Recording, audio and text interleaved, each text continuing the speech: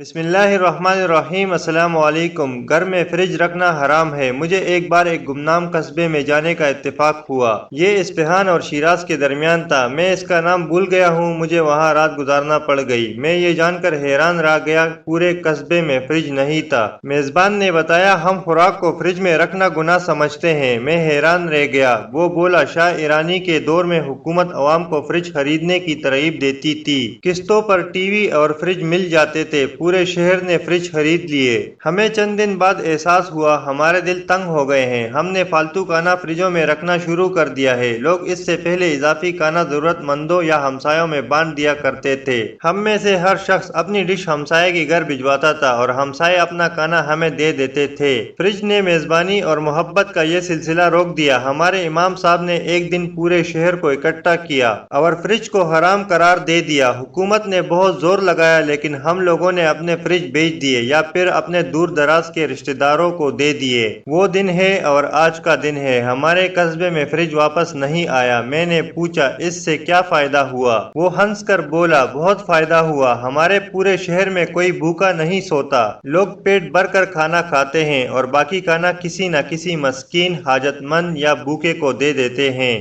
ہم لوگ ہمسایوں میں بھی کھانا بانٹتے ہیں۔ یوں پورے شہر میں کوئی بھوکا نہیں رہتا۔ تو لہٰذا ہمیں چاہیے کہ ہم فریج میں رات کا بچا ہوا کھانا نہ رکھیں اور اس سے بہتر ہے کہ ہم کسی غریب کو دے دیں۔ اس سے اللہ تعالی ہم سے بھی راضی ہوگا اور ہمیں ثواب بھی ملے گا۔ اللہ حافظ۔